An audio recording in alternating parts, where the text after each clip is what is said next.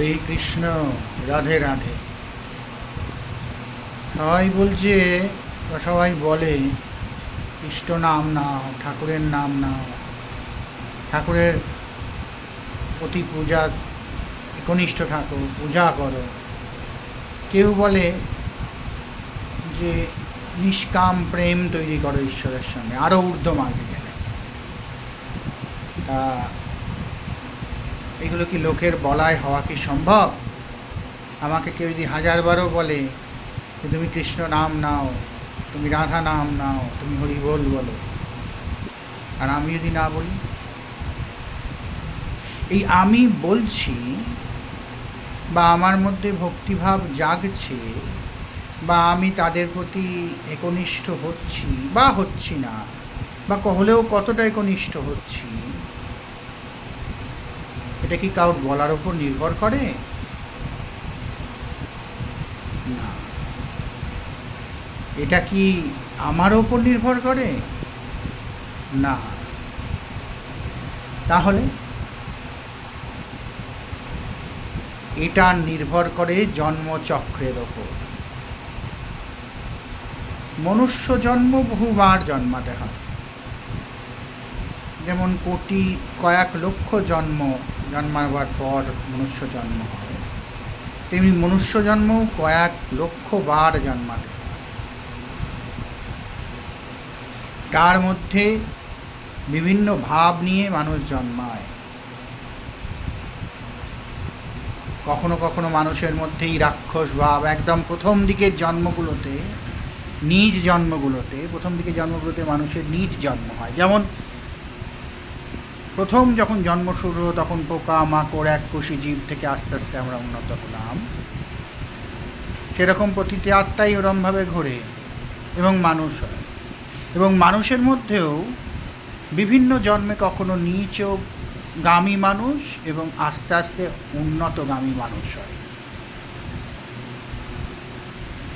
তো সেরকম বহু জন্মের পর ঈশ্বর প্রেম, ঈশ্বর ভাব, ঈশ্বরকে বোঝার মতন ক্ষমতা সম্পন্ন মানব জন্ম আমরা পাই। সেখানে আমরা ঈশ্বরের প্রতি ডেডিকেটেড থাকি, ঈশ্বরের আমরা ডাকি, ঈশ্বরকে আমরা ভালোবাসি। কেউ কেউ ঈশ্বরকে নিষ্কাম ভালোবাসার দিকেও যেতে পারেন, এবং নিষ্কাম ভালোবাসার দিকে যখন যাচ্ছেন তিনি, তখন তার পার্থিব সব কিছু অ্যালুপ হয়ে গেছে। অ্যালুপ মানে হারিয়ে গিয়েছে। পার্থিব পরিস্থিতির তার ওপর আর কোনো প্রভাব নেই। যেমন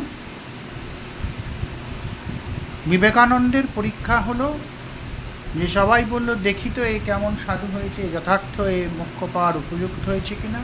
শ্রীরামকৃষ্ণ বললেন একটা তাহলে পরীক্ষা হবে, জীবটা বার করো, জীবে তোমার চিনিরা শর্করা রাখ। চিনি তখন ছিল না, শর্করা রাখা হলো। শর্করা রাখার পর সেই শর্করাটা বার করা হলো, দেখা গেল যে সেটা একদম শুকনোই হয়ে গেছে। পার্থিব পরিস্থিতির কোনো প্রভাব নেই। পৃথিবীতে কোনো মানুষের পক্ষেই করা সম্ভব নয়। প্রহ্লাদকে আগুনের মধ্যে ফেলে দেওয়া হলো, তিনি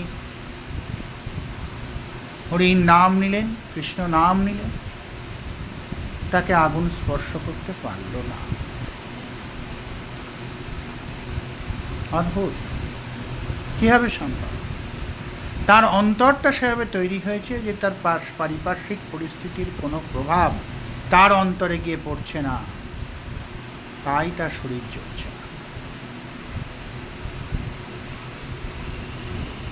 অন্তরের শক্তি হচ্ছে সব, এবং এই শক্তি বহু জন্মের পুণ্যার্জনের ফল। মানে বহু জন্মচক্র ঘোরার পর, মনুষ্য হিসেবে বহু জন্মচক্র ঘোরার পর এই পর্যায়ে পৌঁছানো সম্ভব, যদি তোমার অন্তরের কথা প্রতি জন্মে তুমি শোনো। এইবার দেখেন একটা প্রশ্ন, অন্তরের কথা প্রতি জন্মে শোনা মানে অন্তরের ভেতরের যে কথা, যেখানে সে বলছে না বাপু তুমি এটা করো না, এটা খারাপ, এটা ভালো, এটা তুমি করো, সেটা আমরা বেশিরভাগ সময়ই শুনি না। অন্তর সব সময় বলে দেয় এটা খারাপ, এটা করো না, এটা ভালো, এটা করো, না জানলেও বলে দেয়। খারাপ ভালোর বিভেদ না বুঝলেও অন্তর কিন্তু বলে দেয়। সেটা বুঝি না, আমরা সেটাকে অবজ্ঞা করি, আমরা সেটা অবহেলা করি।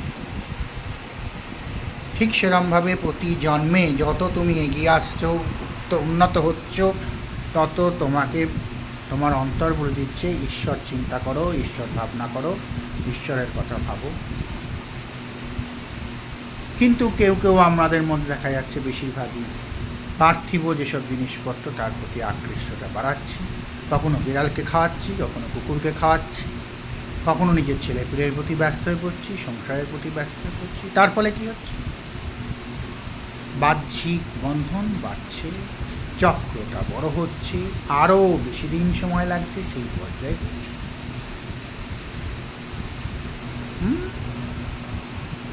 এটা হচ্ছে বাহ্যিক প্রভাব, এটাকে বলছে মায়ার প্রভাব, এটাকে বলা যেতে পারে কলির প্রভাব, যাই হলো। তাই আমাদের এটা মনে রাখতে হবে যে ঈশ্বরের প্রতি নিষ্কাম প্রেম কিন্তু চেষ্টা করলেই আসে না, যে আমি এখন থেকে চিন্তা করব না, আমি এখন থেকে ঈশ্বরকে ভালোবাসবো, এরম যদি কেউ যদি বলতে আরম্ভ করে তার পক্ষে সেটা করা সম্ভব নয়। এটাও একটা ভগবানের যে এই যে ঈশ্বরের নারায়ণের এই যে সৃষ্ট পৃথিবীর যে চক্র, সেই চক্রের এই যে ঘূর্ণচক্র, যার ফলে আমরা একের পর এক জন্ম পাচ্ছি, তার একটা অংশ। এটাও একটা সিস্টেমের ব্যাপার। একটা নির্দিষ্ট কয়েক জন্মের পরই এটা পাওয়া সম্ভব, কিন্তু সেই নির্দিষ্ট কয়েক জন্ম পর পাওয়া সম্ভব তখনই যখন আমরা অন্তরের কথা শুনবো। যদি আমরা অন্তরের কথা না শুনি তাহলে সেই পথে পৌঁছতে আরও দেরি হবে। রাধা ভালো থাকবে।